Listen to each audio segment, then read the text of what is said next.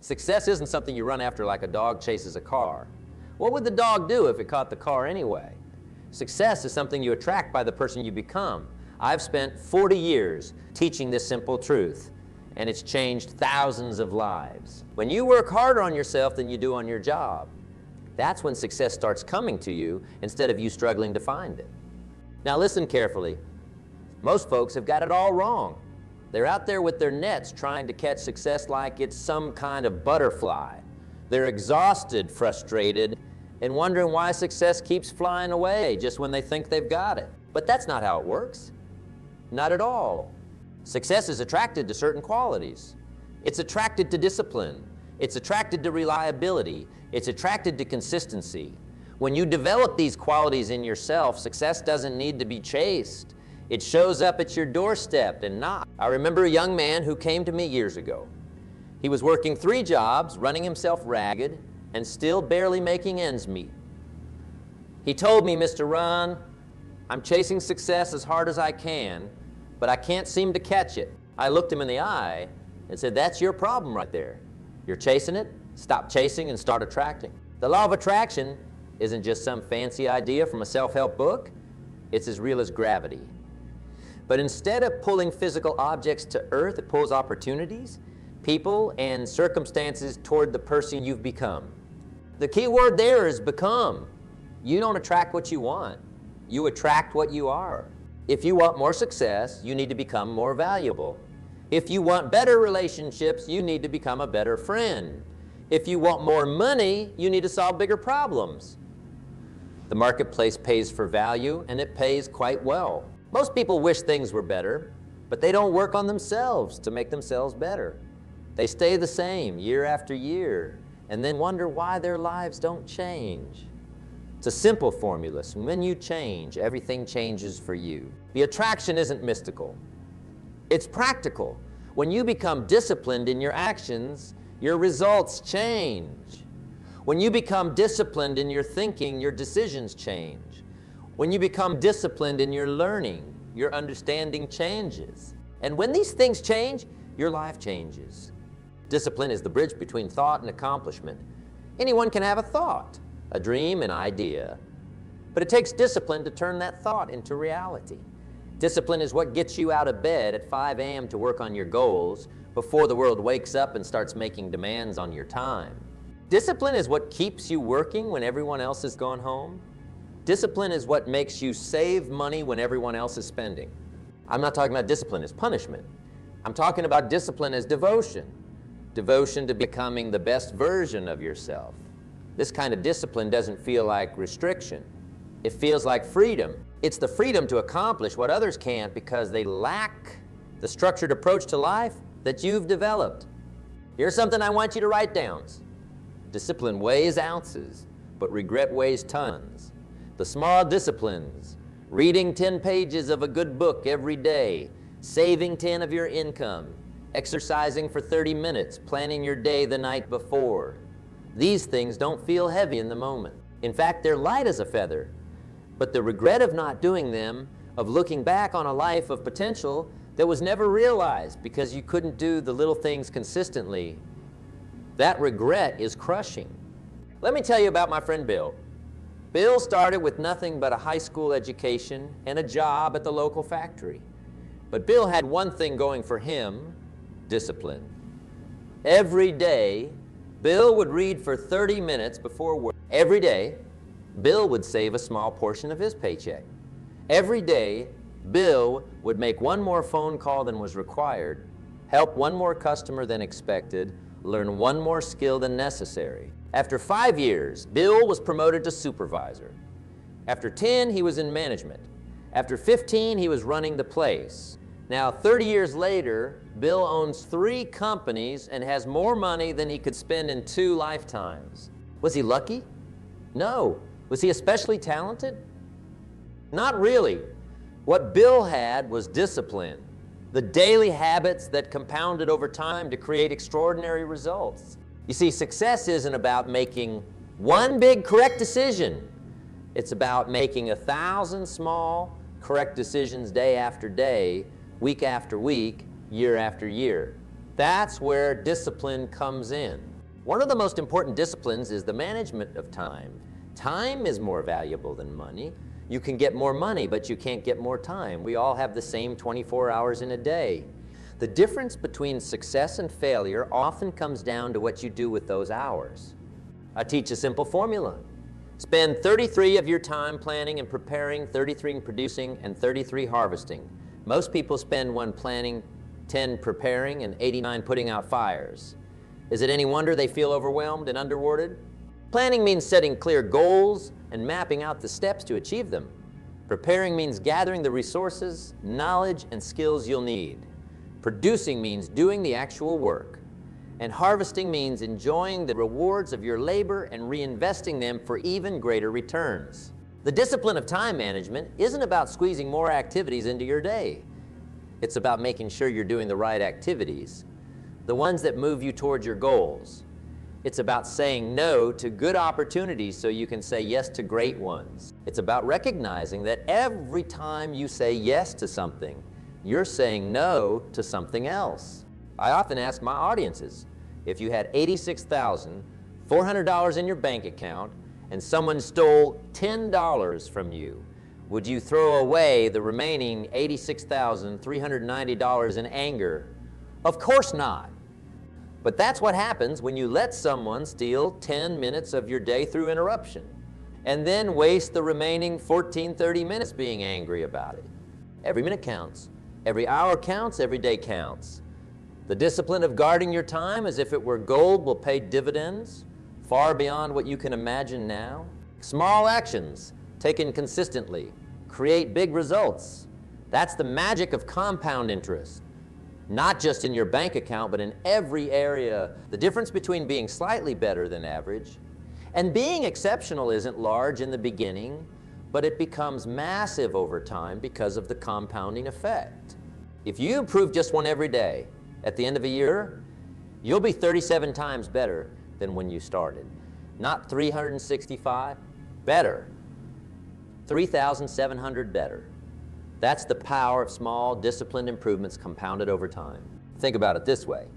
If you save $100 per month from age 25 to age 65, and it grows at 10 per year, you'll have over $1 million. But if you wait until you're 35 to start, you'll have less than $400,000. The difference, $700,000, is the price of procrastination, of lacking the discipline to start early and stick with it.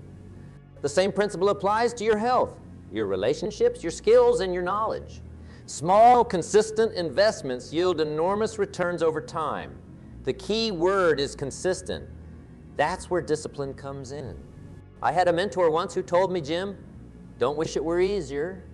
Wish you were better. Don't wish for fewer problems. Wish for more skills. Don't wish for less challenge. Wish for more wisdom. Those words changed my life because they shifted my focus from what was happening to me to what was happening in me. When you focus on developing yourself, on becoming better each day through disciplined learning and growth, the external circumstances begin to change in response to the internal transformation. Learning is a discipline. Most people stop learning once they finish school. They think, thank goodness that's over, but successful people never stop learning. They read constantly. They listen to educational content during their commutes. They attend seminars and workshops. They find mentors. They experiment and learn from their failures. I read an hour a day every day. That's 7 hours a week, 30 hours a month, 365 hours a year. That's 9 40-hour work weeks dedicated to reading and learning. Over the course of a decade, that's nearly a full year of working hours spent on personal development. How can that not create extraordinary results? But it requires discipline. There are days when I don't feel like reading. There are days when I'd rather watch TV or scroll through social media. On those days, discipline is what gets the book off the shelf and into my hands. Discipline is what turns the pages when my mind wants to wander. The discipline of daily learning compounds over time. Each book you read builds on the last. Each seminar you attend adds to your knowledge base. Each conversation with a mentor expands your perspective. Before long, You're seeing opportunities that others miss, solving problems that baffle your peers, and creating value that commands premium compensation. Another crucial discipline is surrounding yourself with the right people. You've heard me say it before. You are the average of the 5 people you spend the most time with. Their habits, incomes, attitudes, and outcomes will, over time, become your own. This isn't theory. It's observable fact. So ask yourself, who are your 5? Are they lifting you up or pulling you down? Are they disciplined or scattered? Are they growing or stagnating? Are they positive or negative? Are they givers or takers? Having the discipline to choose your associations carefully is one of life's most important decisions. Sometimes it means having difficult conversations. Sometimes it means limiting time with people you've known for years. Sometimes it means seeking out new relationships with people who exemplify what you aspire to become. This isn't about being cold or calculating. It's about recognizing that influence is real, and either you control the influences in your life or they will control you.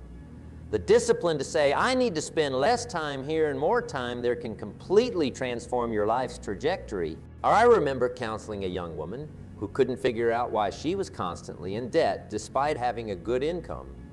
When we analyzed her friendships, we discovered that her 4 closest friends were all shoppers who lived beyond their means. Every weekend, they'd hit the malls together and compete to see who could find the best stuff.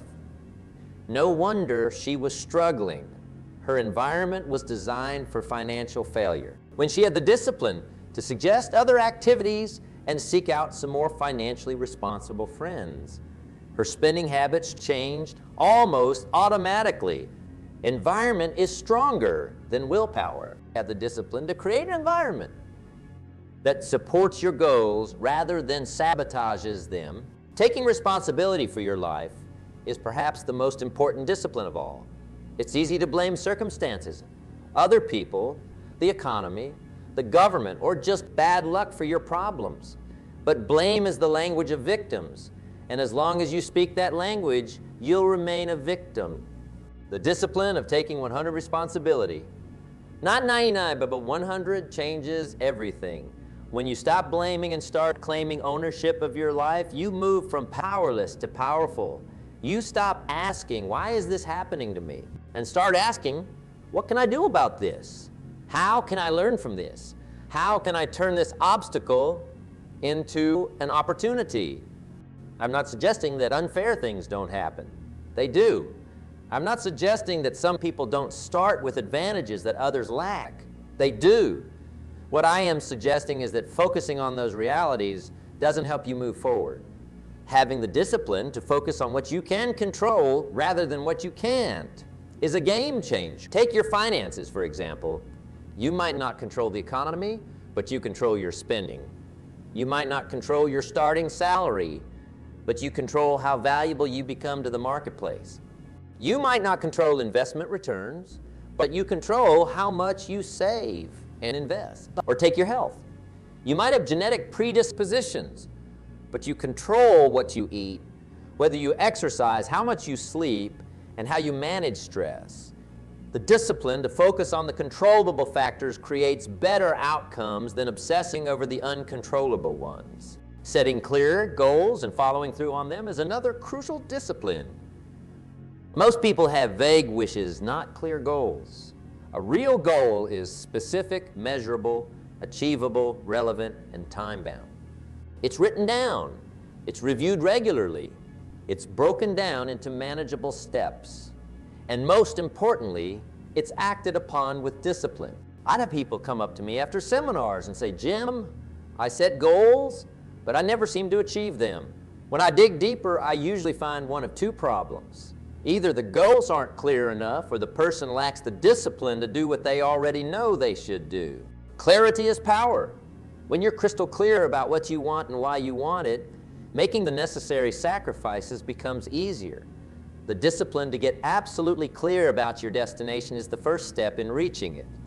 But clarity without action is just daydreaming. That's where follow-through comes in. The discipline to do what you said you would do when you said you would do it. the way you said you would do it, whether you feel like it or not. That's the kind of discipline that separates achievers from dreamers. I know a man who set a goal to become a millionaire by age 40. He mapped out a business plan, identified the skills he needed to develop, created a network of contacts, and set specific revenue targets for each year. Then he worked that plan with discipline day in and day out. He hit roadblocks. He faced setbacks. He made mistakes. But he kept going because he had the discipline to stick to his goal when others would have given up. Did he become a millionaire by 40? No. He hit that milestone at 39. The discipline of clear goals coupled with consistent action is unbeatable. Patience is another form of discipline that few master. We live in an instant society. Fast food, same-day delivery, streaming movies, instant messages. This conditions us to expect immediate results in all areas of life. But most worthwhile achievements require time. It takes time to build a successful business. It takes time to rise through the ranks in a company. It takes time to master a skill. It takes time to build meaningful relationships. It takes time for investments to compound. The discipline to be patient, to keep doing the right things consistently even when you don't see immediate results, is rare and valuable. I often tell the story of bamboo farmers in Asia. They plant the seeds and water them faithfully, but nothing visible happens for 4 years. No shoots, no visible growth, nothing. But in the 5th year, the bamboo grows 90 feet in 6 weeks. Was it the 6 weeks of growth or the 4 years of developing a root system that created that outcome? Obviously, it was both. Your life works the same way. You might be in year 1 or 2 or 3 right now, faithfully watering your seeds. Have the discipline to keep going. The growth is happening below the surface where you can't see it yet. But if you stop watering, if you lose the discipline to continue when there's no visible evidence of progress, you'll never experience the breakthrough. When obstacles arise, and they will, discipline is what gets you through them. Anyone can stay on track when everything's going well. It's what you do when things get tough that defines your destiny. Obstacles come in many forms. Sometimes it's a financial setback. Sometimes it's a health challenge. Sometimes it's the loss of a key relationship. Sometimes it's market conditions that make your goals more difficult to achieve. The disciplined response is the same. Face it, learn from it, adapt to it, and keep moving forward. I've never known anyone who achieved significant success without facing significant obstacles. The difference between those who overcome and those who are overcome is discipline.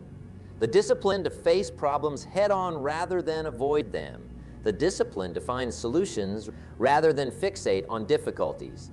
The discipline to make adjustments rather than abandoning goals. When I was building my seminar business in the early days, I had a period where attendance dropped dramatically. I could have blamed the economy, my marketing team, or the location. I could have lowered my standards or changed my message to be more popular. Instead, I had the discipline to look in the mirror and ask, how can I deliver more value? How can I improve my presentation skills? How can I better understand what my audience truly needs? Those disciplined questions led to a complete overhaul of my seminars, which not only solved the attendance problem, but took the business to levels I hadn't previously imagined. The obstacle became the opportunity because discipline guided my response. Financial discipline deserves special attention because money troubles undermine so many other goals. The formula for financial success isn't complicated, but it requires discipline. Spend less than you earn. Invest the difference. Avoid debt except for appreciating assets. Give generously. Simple, right? But not easy. But discipline to live below your means. When credit cards are readily available and when you're surrounded by people showing off their latest purchases is challenging. The discipline to invest consistently when there are so many things clamoring for your dollars is challenging. The discipline to say no to good deals because they don't fit your financial plan is challenging. I've counseled people at all income levels, from minimum wage to millions per year. And I've noticed something interesting. Financial peace has little to do with how much you make and everything to do with how much discipline you have. I've met janitors who live with complete financial freedom because they mastered the discipline of managing the money they had. And I've met doctors and lawyers who live paycheck to paycheck despite high incomes because they lack that same discipline. Start where you are. If you can only save $50 this month, save it. If you can only invest $100 this quarter, invest it. If you can only pay $20 extra on your debt, pay it. Small disciplines practiced consistently create financial freedom over time. Relationships also require discipline. Good relationships don't just happen. They're built through consistent deposits of time, attention, appreciation, and communication.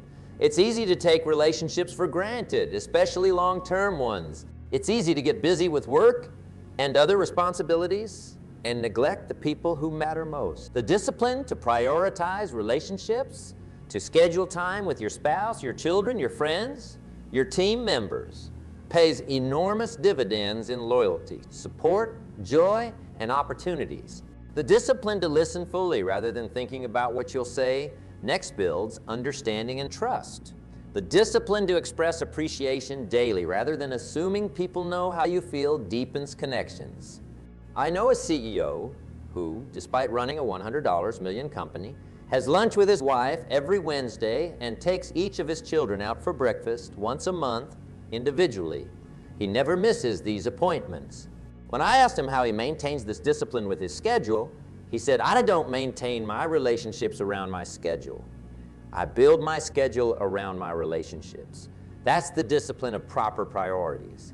In every area of life, success comes from the small disciplines practiced consistently: reading daily, saving monthly, exercising regularly, communicating clearly, learning continuously, giving generously, showing up reliably, following through completely. These aren't dramatic actions that make headlines, but they're the building blocks of an extraordinary life. Success is attracted to these qualities.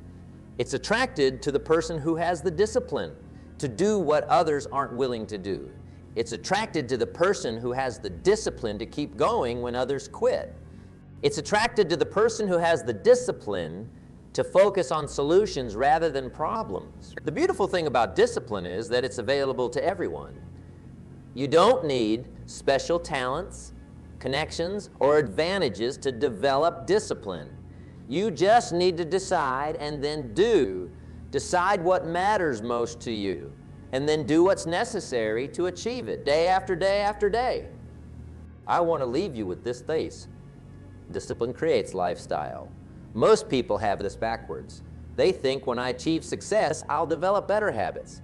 But that's like saying, when I get to the North Pole, I'll start following my compass. Success doesn't create discipline. Discipline creates success. Start today. Start where you are. Start with one small discipline that you can maintain consistently. Maybe it's reading for 15 minutes. Maybe it's saving $10 per day. Maybe it's making one more sales call.